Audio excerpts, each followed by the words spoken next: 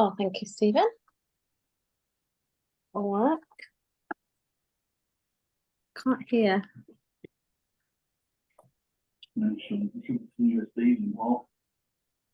Oh, hang on, stop. Yeah.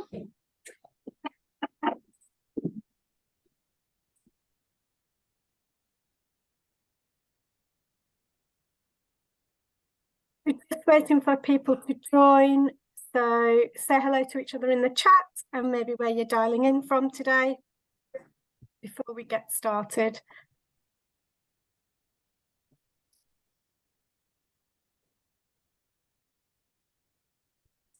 There's quite a few still incoming, so we'll give them a moment to join.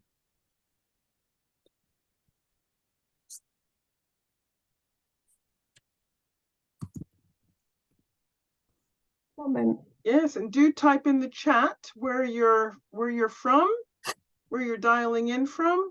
It's always nice to meet the people in the room.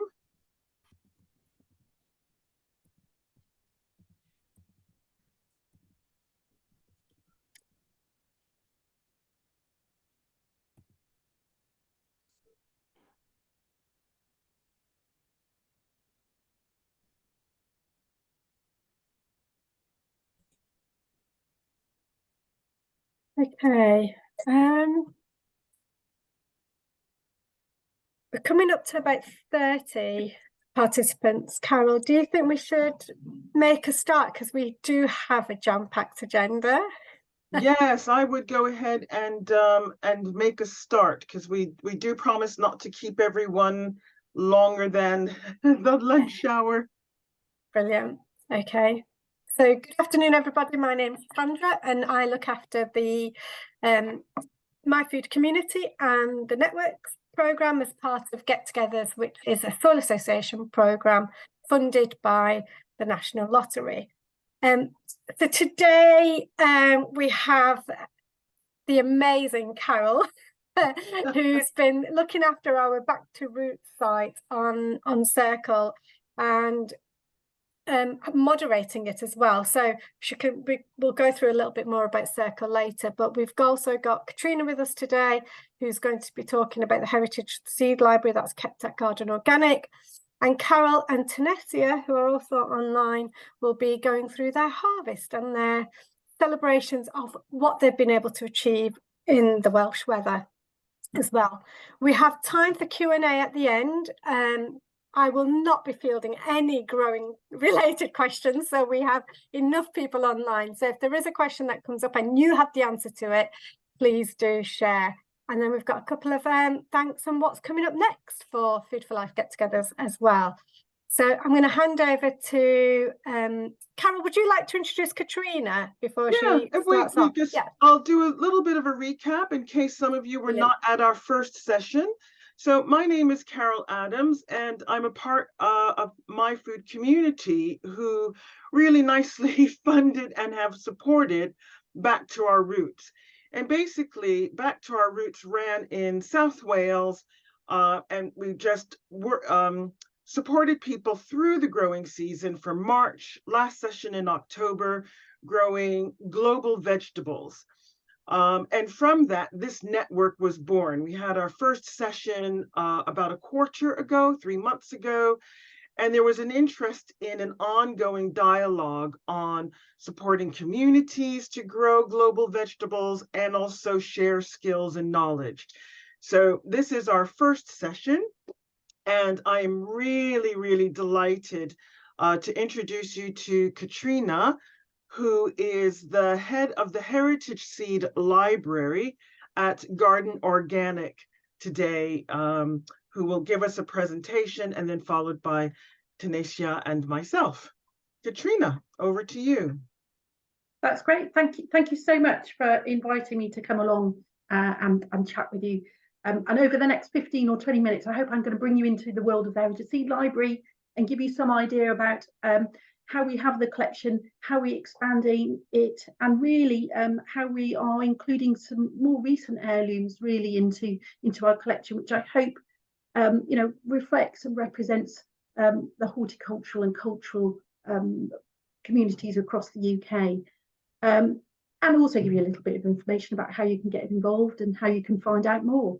So a little bit of background. Well, we've been around for a while, been around since 1975. So we claim to be the oldest community seed bank in Europe.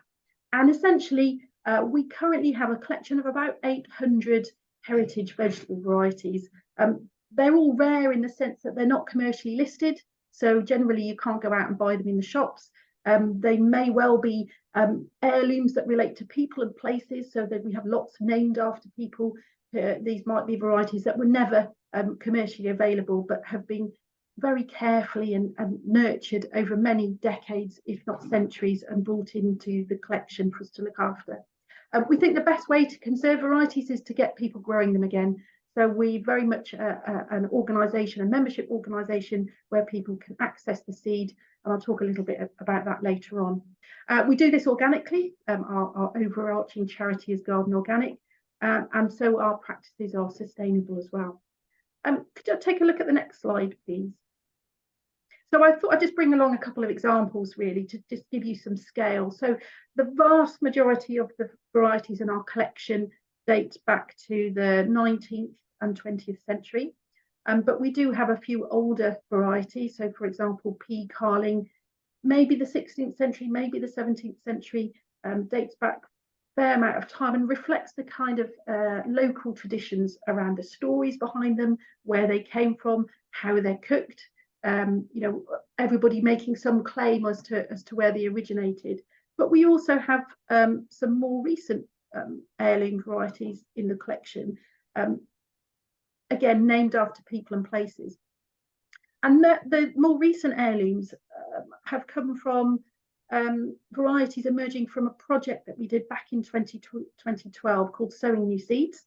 At the time, we called them exotic crops. I'm not entirely sure that's how we would describe them. Certainly not particularly exotic to the people who were growing them at the time.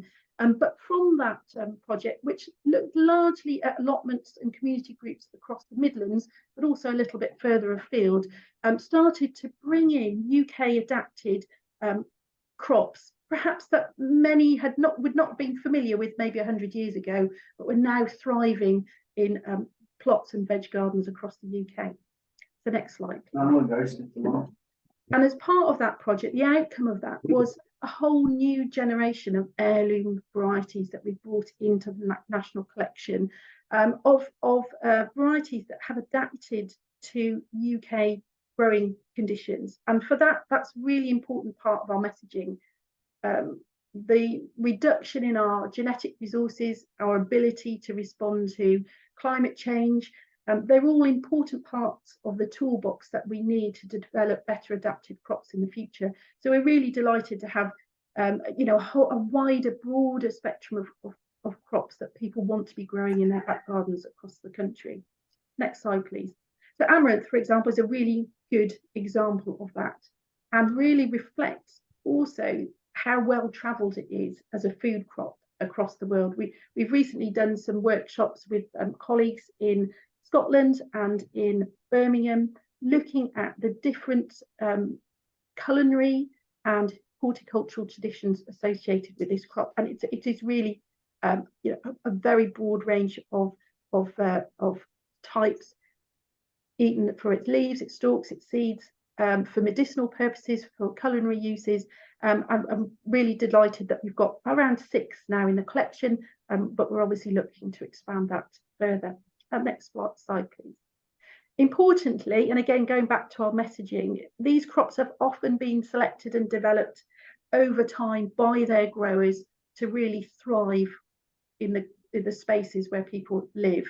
And plants have a really simple way of adapting to changes in challenges, and that's genetic diversity. So the previous slide, you saw quite a dramatic difference between what is on the left-hand side, a UK developed crop, I think that may be Bangladeshi data, I can't quite remember, and a shop-bought packet of seed, which by comparison really hasn't had that cultivation time to really work well in their local growing conditions. Next slide, please. So that's our space. We have about 9 polytunnels. We have some drying spaces, some seed cleaning spaces, glass houses, a little bit of kit, etc. But we're very much using the same methods that people have been using for thousands of years to save seed. All of our growing planning, if we can go back to the previous slide, all of our growing planning is determined by the need to replenish our seed samples each year. So usually on site, we grow about 100 different crop varieties for seed. And we have a fantastic network of volunteer growers, of seed guardians. We have a couple of hundred of those who are growing for us as well. Our key two principles for saving seed is to prevent cross-pollination and to only save seed from the very best examples. And hence our isolation cages, our isolation polytunnels, whole load of hand pollinating and introducing pollinators to help us manage these varieties so that we keep them true to type and secure them for future generations. So I thought what I'll do is just introduce you to just a few of the varieties that we're growing this year, just to give you a flavour really of the kind of crops that we are growing and saving seed for at the Heritage Seed Library. This particular variety is called Tower Hamlets. It's a doody. It's one of a handful of gourd plants, doody plants that we grow for seed. It's absolutely thumping the life out of our polytunnel at the moment. It's a monster when it gets cracking, and it needs a lot of support when it's growing, but it's loving it out there at the moment. I popped out, it's quite an intimidating set of plants. We've only got about 5 or 6 of them, but they've pretty much taken over one side of the polytunnel. If you just go back, that's fine. If we have to hand pollinate these, originally these would have been moth pollinated plants. So our team tend to get on site quite early in the morning to do some careful hand pollinating. They'll have separate male and female flowers, just like any other kind of cucurbit of this type. And from that, we'll be growing these magnificent fruit well beyond the edible stage. We grow them to monster size before we harvest them, bring them into the seed library to seed clean them. So that's just one that we're growing this year. Next slide. Lab, again, another example of a really well-travelled crop, and it has lots of traditions associated with South Asian as well as African cuisine. This particular one is a Chinese lab variety. So Mr. Ying, again, I think settled in an allotment in Birmingham, was wanting to try and grow lab varieties for his own use, hence his namesake. And this is a particularly good looking one with beautiful thin pods, tinged with a really beautiful red and purple edging to it, and again beautiful flowers. We grow it like we would any kind of climbing bean, so this one needs a little bit of support, but you can get, again, it's a crop with a huge range of varieties within it. So we have dwarf versions and climbing versions. They will have perfect flowers. They tend to very happily self-pollinate, so we don't need, other than isolate them from another lab which we might be growing. We've only got 2 or 3 in the collection. Then generally we can leave them to it and get self-pollinate. That one. Culturally, they are used either for the leaves or the pods or the seeds inside, but all of those need to be well cooked before they're eaten. Couple of other crops that we've got are mustards. Again, they were brought into the collection from various origins, and we've got Gupta's Indian mustard that we're growing. We've got Hong's Vietnamese mustard. Again, each with different taste, different levels of heat and different uses. Some for stir fries, some for salad leaves.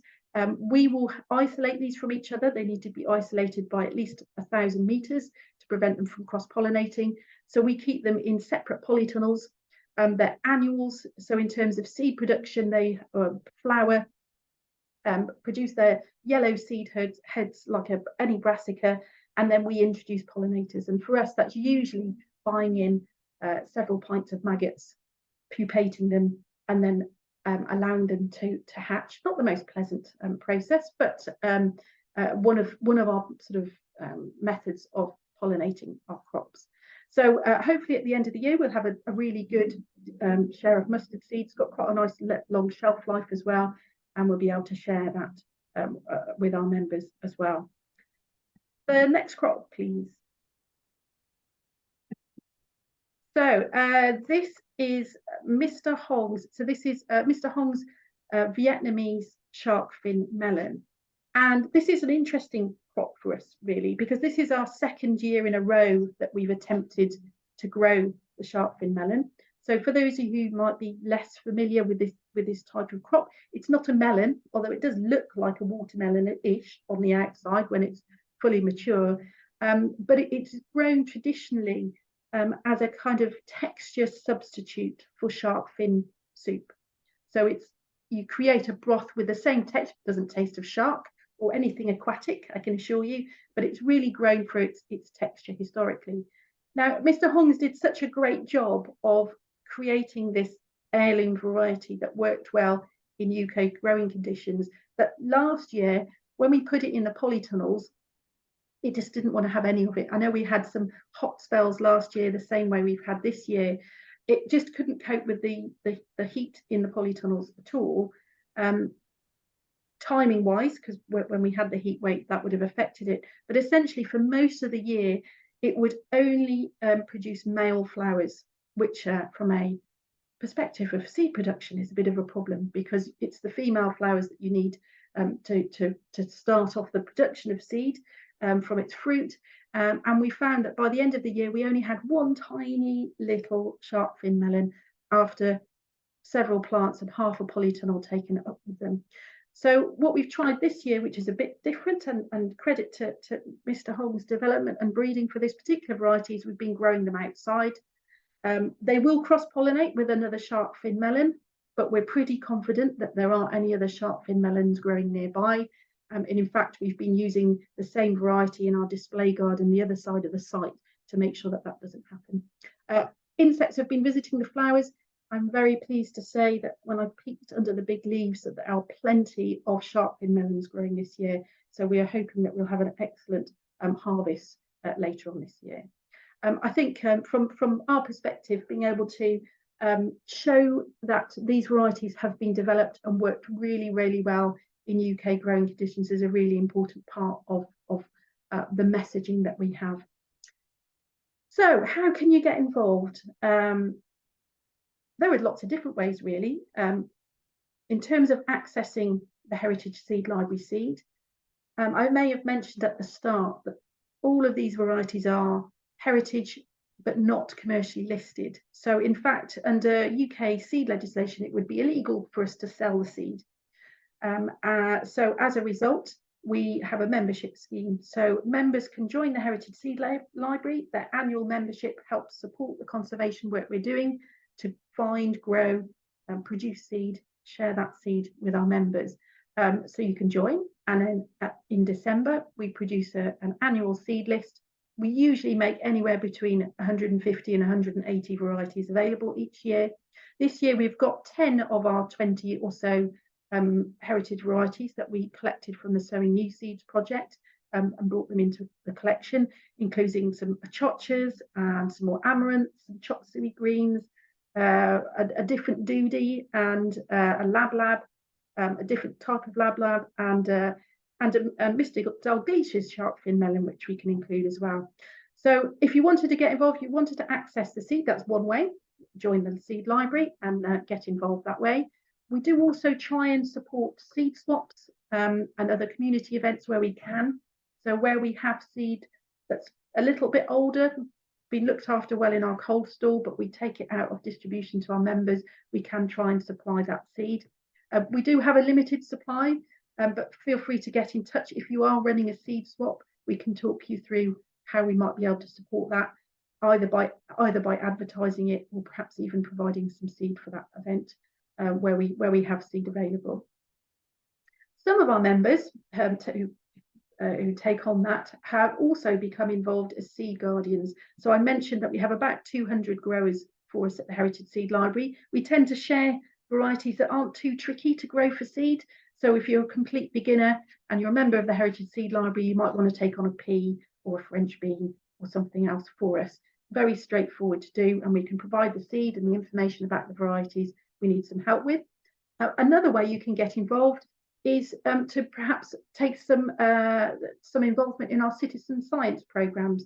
So this year, although this project, this citizen science experiment is coming to an end, we worked with a couple of sites, one in Scotland and one in Birmingham, as well as engaging with a couple of hundred volunteer growers to look at amaranth as a potential crop for the future. But what we wanted to do was not just look at the plants, and we had 3 different amaranth varieties out of the 6 that we have in the collection at the moment. We wanted people really to get under the skin of amaranth as an edible crop.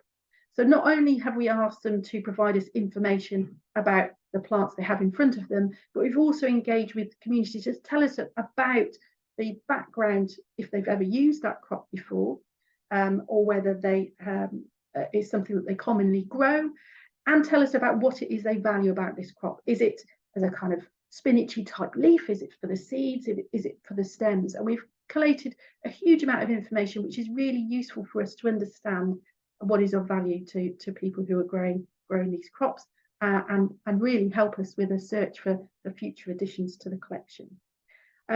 Other ways you can get involved: we do run seed saving webinars and workshops.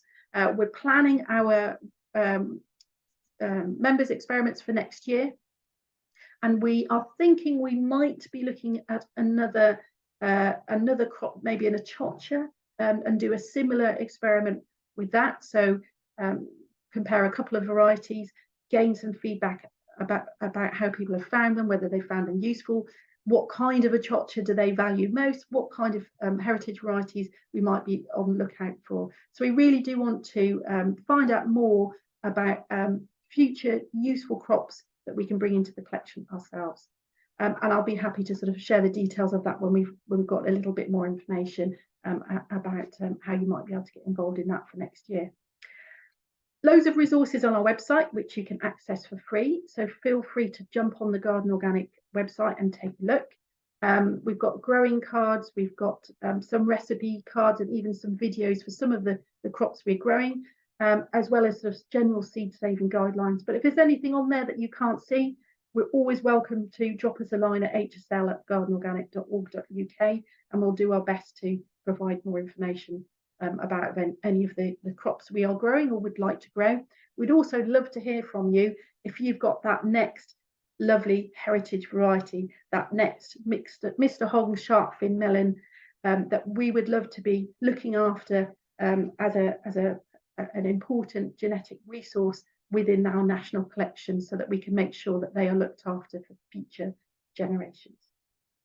So I'm going to stop there and say thank you very much for listening to me, and I know we'll have some questions later on.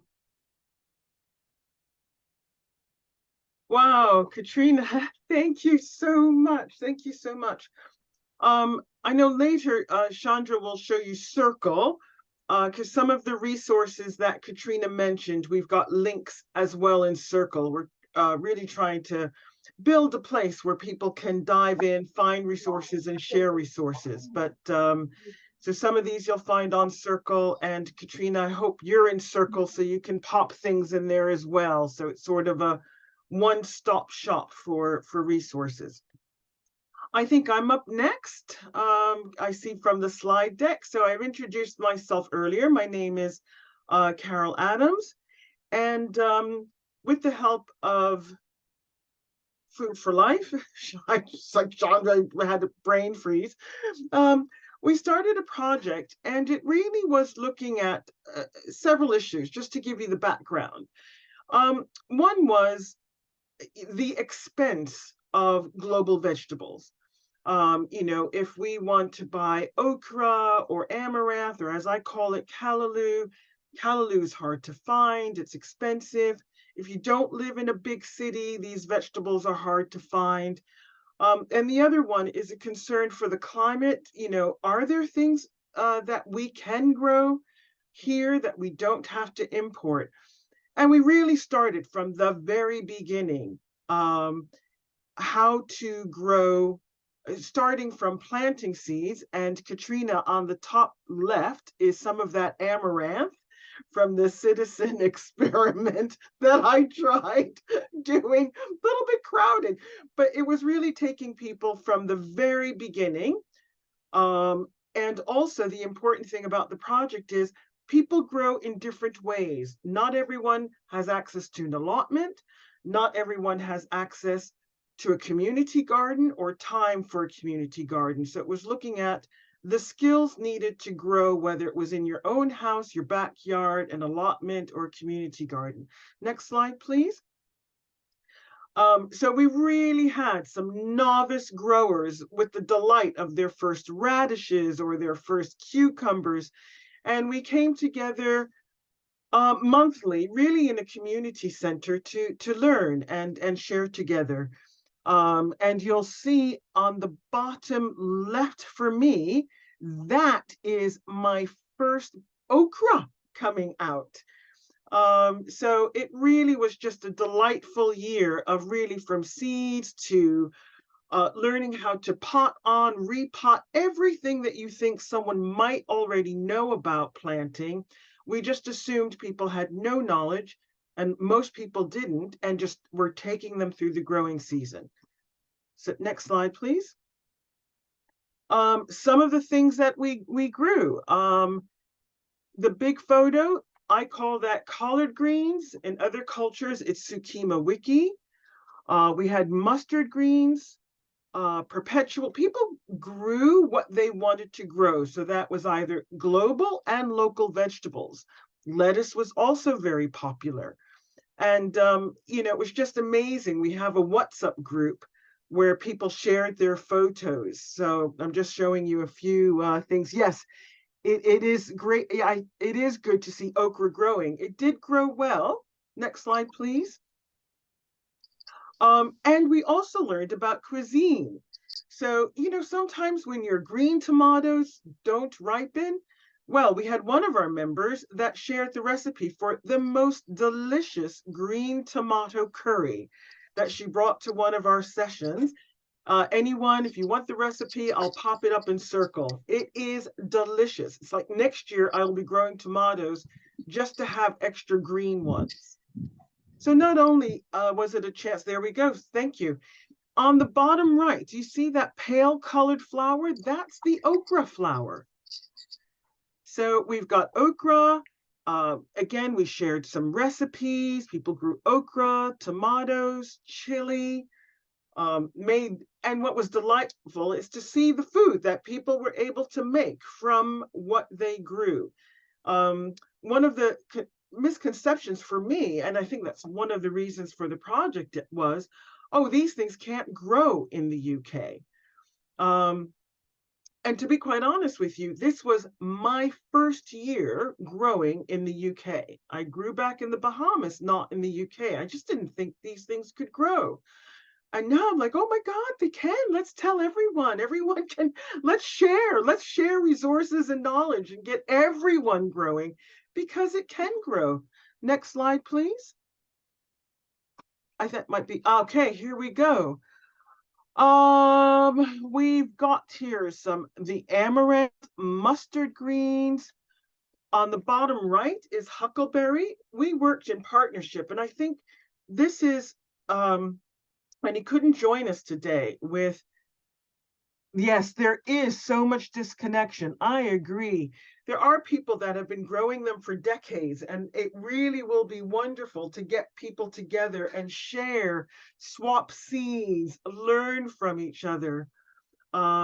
Because we really struggled to find people with lived experience of growing these veg. And we found a group in Birmingham that was also a part of the Food for Life program. And bottom right is the huckleberry that they grew, which is an important vegetable in Cameroon. Mustard greens. Okay, so there, nope, go ahead, fast forward. So here you'll just see squash, the vegetable that Catrina just spoke about. Catrina, what was that one called? Oh my God. The doody. Yes, thank you. bottom right, a bit of our seed saving workshop, and above that, the purple flower is aubergine. So again, it's you know, it's wonderful to see these vegetables growing, people able to choose what they want to grow, make food from what they grow, get enough of a crop to make dishes, share recipes. And so that has been our year. After our next session in October, we'll make plans for what we're going to do next year. Like I mentioned, we were really lucky to have funding this year, and you can never count on funding. So we'll be discussing how we go forwards. Yeah, and very interesting to learn about crops that will thrive in our changing environment. The environment is changing because you can see what grows and thrives here outside, inside, and under all conditions. So that's a little bit about the Back to Our Roots group based in South Wales. And really thank you for joining us today to share and learn together. And I think that's my last slide.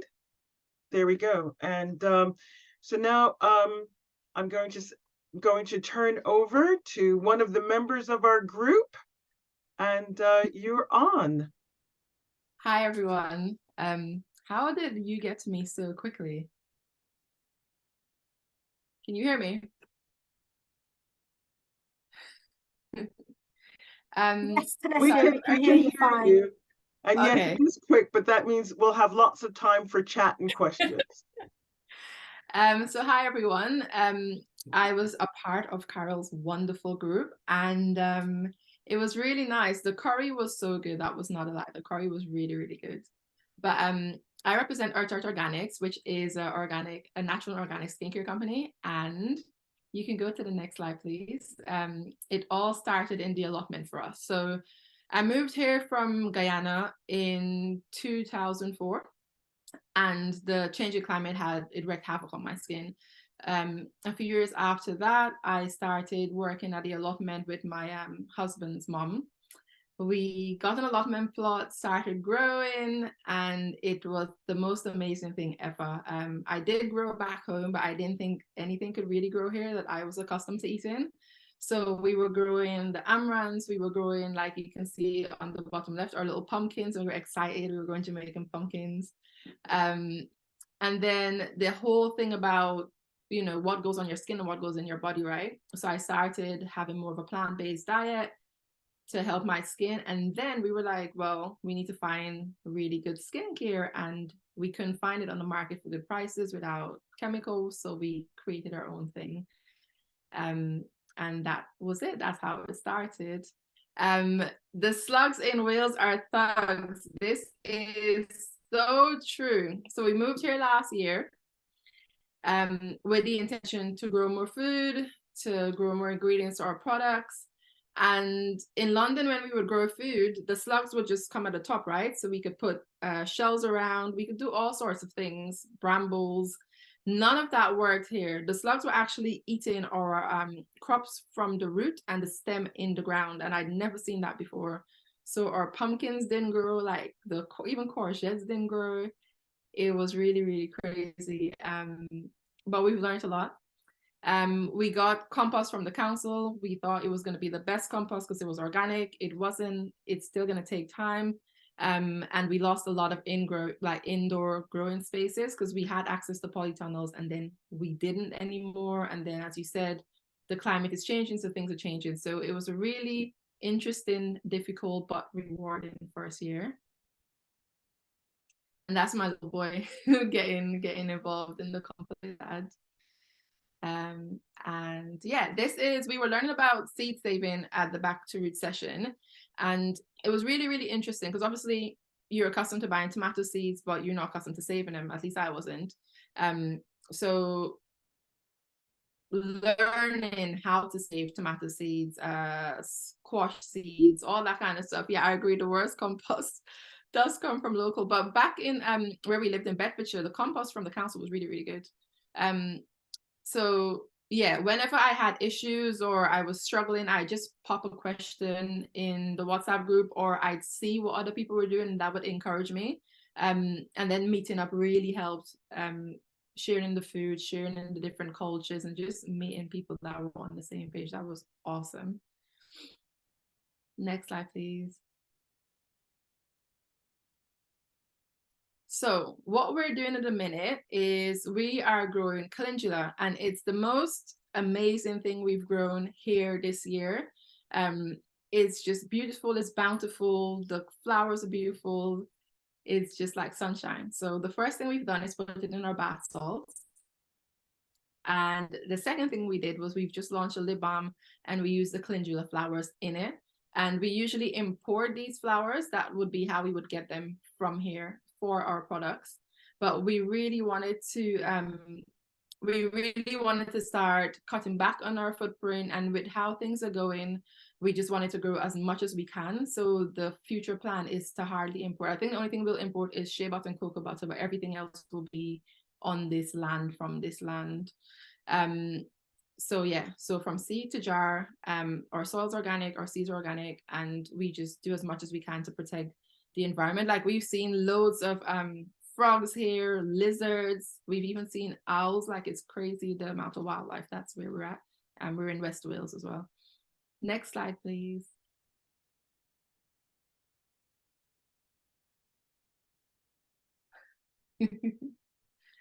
So the magical amaranth. Amaranth, honestly, we used to grow it in London as well, and it took on a life of its own. The great thing about amaranth is if the seeds drop, they will naturally regrow by themselves. You don't, even though it's an annual, it will grow back the following year if everything is fine and the seeds fell back, but you can obviously save the seeds. We had to move our plants loads of times, and the amaranth and the calendula was the only thing that survived it. The amaranth, I mean, I should have taken pictures of the food that we cooked, but it was too tasty, so we ate it really quickly. But we have, so Guyana has a very multicultural makeup. So there's a lot of Indian people and a lot of African people. So a lot of our food, you know, like kind of like how in Jamaica they've got rice and peas, we got something called cook-up rice. We put amaranth in that. We put amaranth in our soups. We put it in the dals, like just everything. And yeah, we call it callaloo back home. And we've got two different types of callaloo, actually. This one, and there's one called Malabar spinach, which is our main callaloo, and then this one. But yeah, it was amazing, honestly. Like, I'm so thankful for the seeds Carol gave us, because they were amazing. Next one, please. Baji. Yeah, loads of different names. And so what do we do? Apart from skincare, what we do with our customers is every year for 3 months, customers get free seeds. This year we did lemon balm, calendula, and pak choy. So we teach people how to grow the seeds and how to cook it. Carol is currently drinking her lemon balm tea. And this year we worked with a herbalist, Sherelle Douglas, and she really helped us with everything. And I think we'll do the same seeds next year, just so that we can expand. Our seeds that we give to our customers are organic as well, because we believe in just providing as much biodiversity as we can and saving as many things naturally as we can. And connect them more to our planet, because we do actually get a lot of emails where customers are growing, but also they're taking more walks in nature, they're hugging trees, they're doing things they've never done before. So connecting people to nature is really important for us. Next slide, please. And yeah, that's everything. Thank you so much. You can find us on Instagram or wherever. Everything's earth-organics.com. Thank you.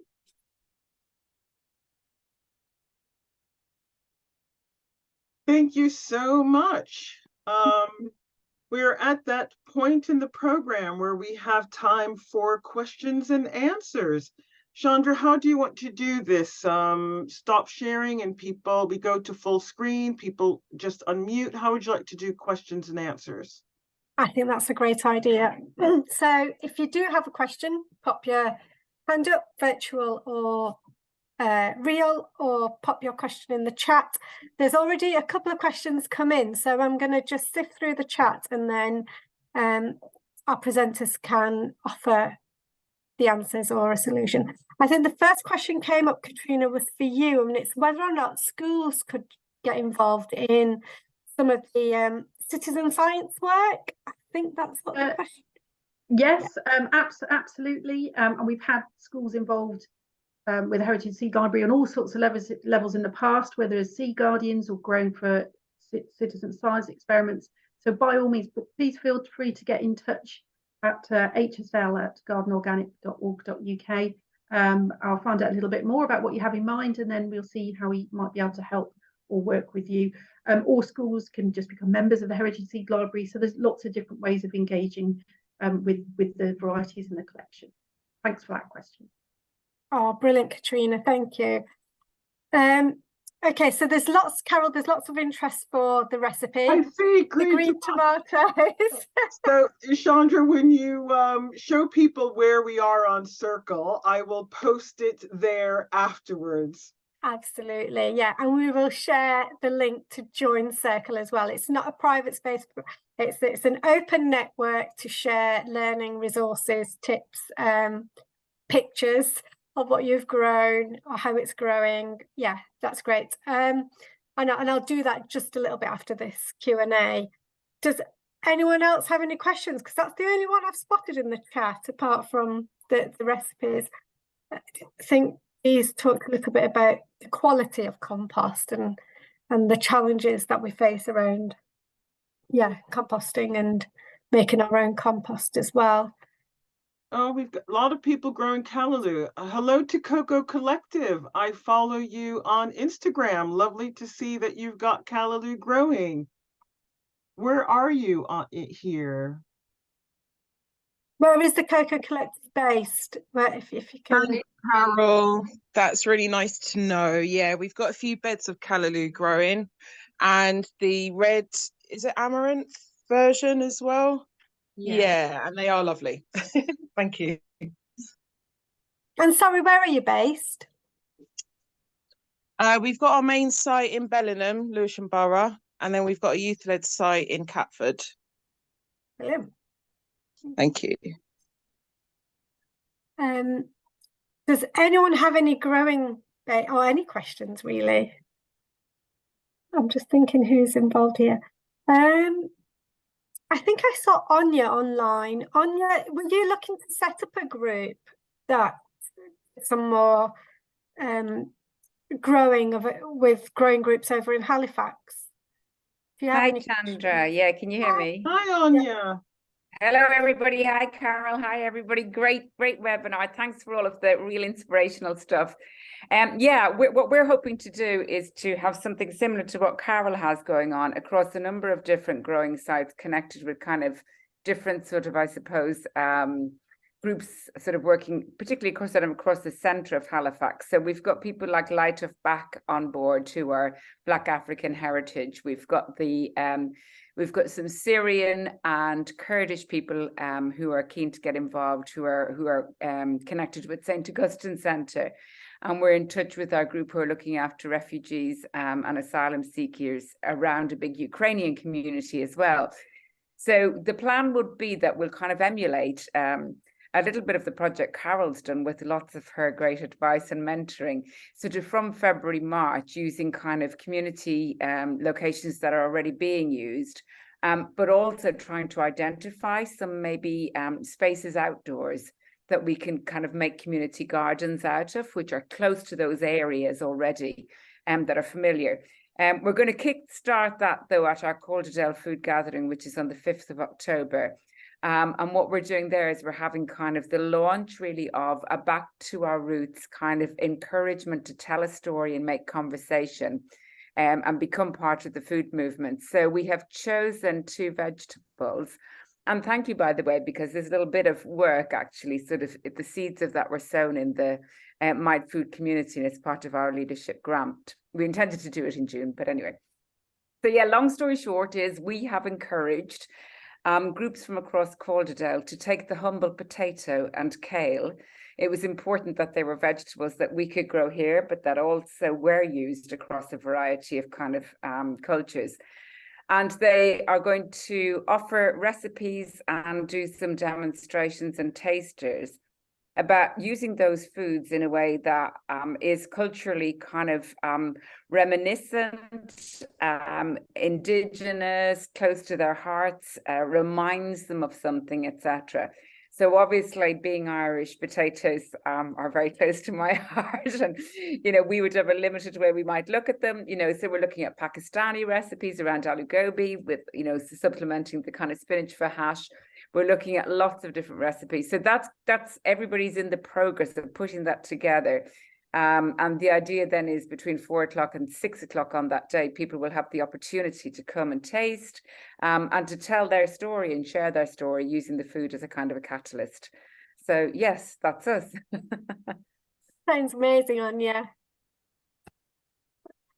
Does anyone else have any other questions or would like to share anything before I Hi, Lopa. Yes, great. Hello. Hi, everyone. First of all, a very interesting webinar, and thanks for all the information that has been shared today. I just wanted to pick up on 2 points. I think it comes across to me quite clearly. One thing which Carol mentioned, I think sticks to the point that there's this myth that so many plants and crops from other countries cannot grow in Britain. I think that's the key thing which came, that we can actually grow some of them through experimentation. So that's something I think many of us need to keep in mind. And also the second point, which I liked from what Tenesia's presentation, was about how she said that it's not as easy as it looks to be. I mean, it's not you just buy a seed and you can start growing your own okra and dudi and all that. So she really showed the challenges that comes to when we take up this sort of, so it's a fascinating presentation of what we can do and also the challenges that we need to be aware of, including having the right compost. I have tried to grow chili and even that doesn't grow. And it takes a long time and only one came out. And after that one, the rest of the plant just died. So I was thinking, oh my goodness, if I have to wait 5 months to get one chili and then the plant dies 5 days later, it's difficult. But it's very important to have all the resources and the sharing that you are doing. I think it is very, very important. And also you don't feel frustrated. I was feeling, no, maybe I don't have the green things, forget it. So it's very important to have, and I think I'm looking forward to the open network that you have, so we can try out a few things at home. So I think, yeah, it's a very, and also one thing which I wanted to check with Catrina was, maybe she can help me. I was just trying to understand. She said that the principle was to avoid cross-pollination. Maybe she can talk a little bit more about that. One of the principles for saving heritage seeds involves avoiding cross-pollination between different varieties. I think she mentioned that. I just wanted to hear a little bit more from her about that. And how does that play out with the changing environment? If the environment around us is changing and we are trying to keep varieties in their very pure form, how does that work? Or should they be allowed? Do the plants which cross-pollinate survive better? Maybe she might have an understanding about that. That's a really good question, actually. And there are schools of thought that are exactly that. Let populations of crops that are growing cross-pollinate happily, try out different mixes and end up with something that actually works, is a population, but it works really well where you're growing. That's one school of thought. Certainly from what we do here at the Heritage Seed Library, we are complete control freaks, essentially, because we want to make sure that when we are given this precious, Mr. Gupta's Indian mustard, we want to keep it within the features that are were valued by Mr. Gupta and all those who want to use that particular variety. So we have a lot in our collection that have got very distinctive features. So when we say prevent cross-pollination, for that in practical terms, largely involves us isolating crops that could cross-pollinate with another version of itself. So we might do that by only growing one in a year. So our fantastic shark fin melon, we're only going to grow one. But if we were growing two, then we would need to keep them apart in some way, either by distance. So sometimes, we might need a good 500, 1,000 meter distance between growing them. For us, that's not practical at all. So we isolate them by growing just one in one zipped up mesh sealed polytunnel, getting our paintbrushes out, moving the pollen about as we need it, or bringing those flies in as fishing maggots and doing that process that way. So for us, we're not trying to breed so the Heritage Seed Library is trying to keep hold of, you know, whether it's old Uncle Fred's pea down the allotment who kept the same pea for, you know, 45 years, or whether it is Phil Bannister's white maize. They're all going to have different challenges if they're wind pollinated, insect pollinated. Some things are dead easy. And if you know you're the only one growing that in a location within a decent distance, you can probably be pretty sure that the seed that you sow next time round is going to demonstrate those same features again. So yeah, experiment. And I agree exactly with what you're saying. Actually, the best things that come into our collection are things that people have gone, do you know what, I'm going to give this a go. And they've persisted and persisted and ended up with something like Mrs. McGee's callaloo, which is just beautiful and will always be like that and will always be looked after in that way in our collection. So thank you, that's a really good question. Thanks, Catrina. There's a question from Dee. I see her hand up. Yeah, hi, sorry, staying off camera because yeah, I'm having a work in my pajamas day. Yeah, as a professional grower and someone looking to develop seed that we can sell commercially, you know, how do we move beyond having a few varieties of heritage seed that's kept in the seed library to a wider diversity of seed? So like this year, I sort of experimented with probably about 10 or 15 different sort of African leaf varieties. You know, how do we move beyond sort of the community garden level to the actual farming level? And by the way, I'm from the African and Caribbean Heritage Food Network, but also the Land Workers Alliance.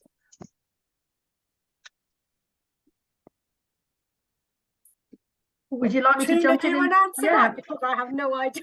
No, well, I know, and it's a very big question, and it's quite a tricky one, because there are lots of different legislations depending on how you want to what you want to do, really. If you want to be a seed producer, then there's a whole load of seed regulations around that in the UK.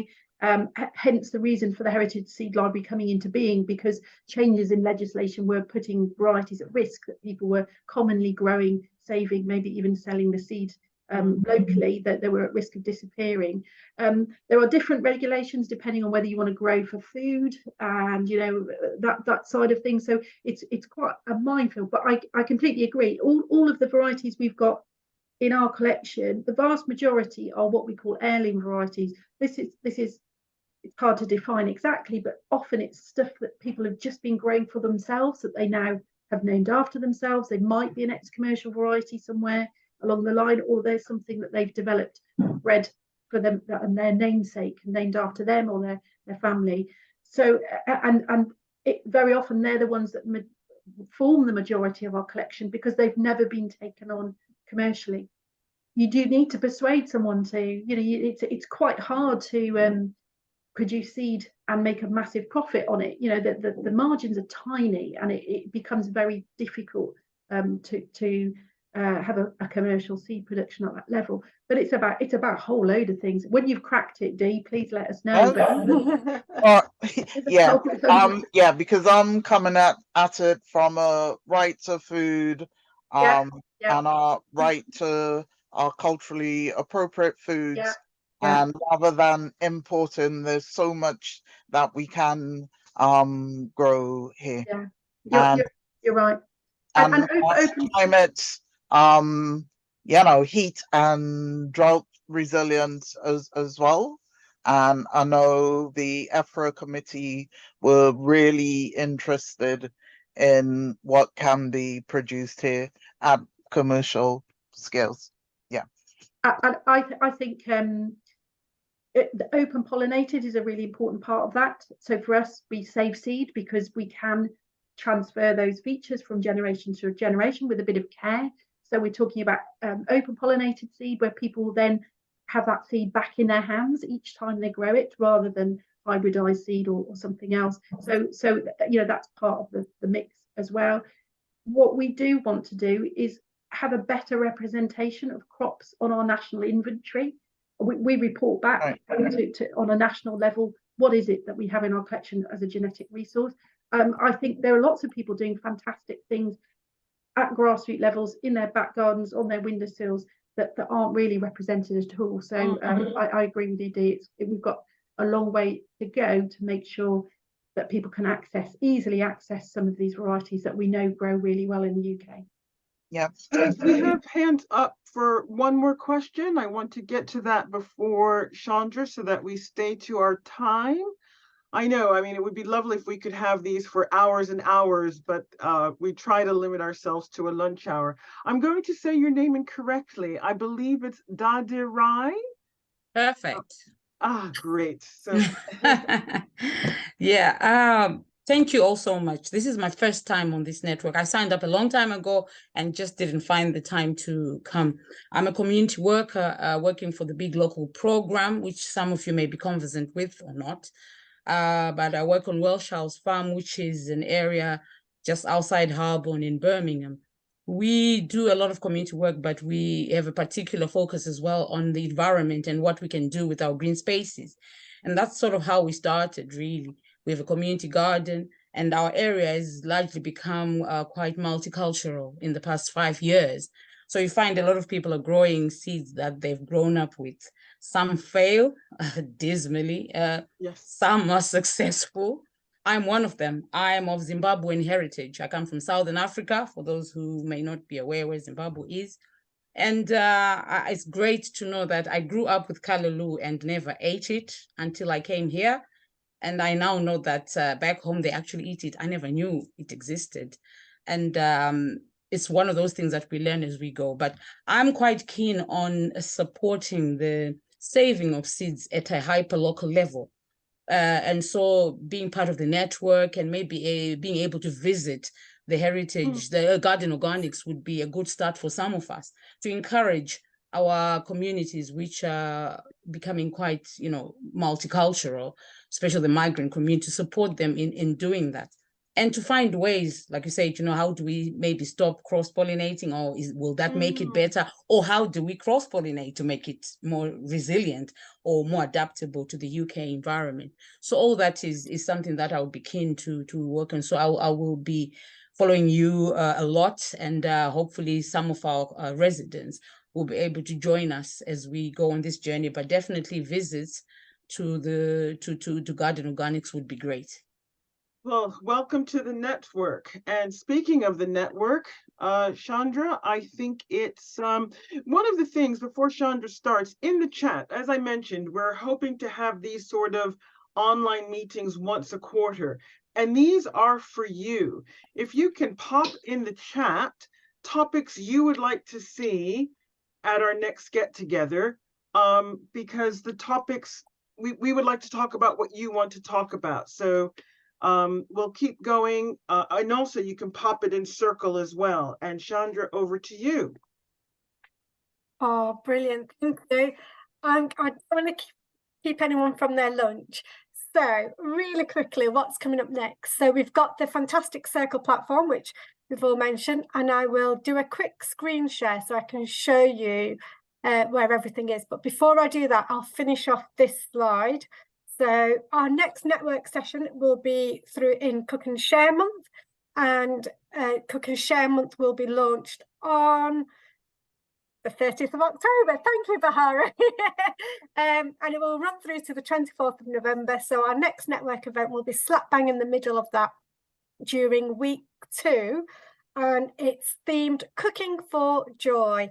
So if anyone has got any celebratory recipes that they would like to share and be part of the network event on the 9th of November, please drop me a line, and you can do that on Circle or via the My Food Community email. So Bahari, if you give me, yes, I might co-host so I can share. Thank you. I'm just going to quickly show everybody Circle, and Bahari will share the link so you can all join Circle as well. So this is Can you all see that? No, hang on. Yes, Oh, sorry. Was that a yes? Were you in Yes. circle? we saw your screen. Okay, hang on. Yeah, There- it's all good, Chandra. Super.